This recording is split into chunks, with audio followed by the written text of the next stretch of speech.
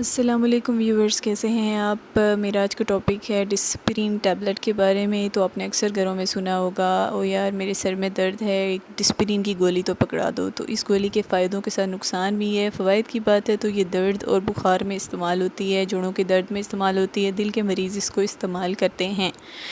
پر اس کے نقصانات کی بات کی جائے تو اس کے نقصانات بھی بہت سے ہیں۔ اس کو لینے سے آپ کا معدہ بہت متاثر ہوتا ہے، یہ السر یا بلیڈنگ منہ سے آنے کی وجوہات بن سکتی ہیں۔ اس کی دمے کے مریضوں میں یہ سانس کی پرابلم کو اور بگاڑ دیتی ہے۔ اور اس کے علاوہ اب دیکھا جائے کہ اس طرح کی کوئی علامتیں ہوں تو آپ کو آپ کے ڈاکٹر کو ضرور ملنا چاہیے اس ٹیبلٹ کو لینے کے بعد۔ اب کون سے لوگوں کو یہ دوائی نہیں لینی چاہیے؟ تو حاملہ عورتوں اور دودھ پلانے والی ماؤں کو اس میڈیسن سے اوائڈ کرنا چاہیے۔ دمے کے پیشنٹس کو بھی اس میڈیسن کو اوائڈ کرنا چاہیے، اور دل کے مریض یعنی کہ بی پی کے پیشنٹس جو ہیں وہ ان کو اس دوائی کو اوائڈ کرنا چاہیے، جتنا ہو سکے یہ دوائی نہیں لینی چاہیے۔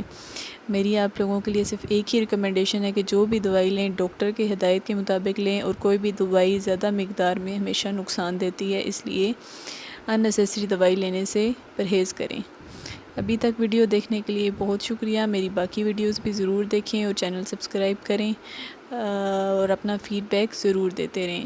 Thank you so much. Okay, اللہ حافظ۔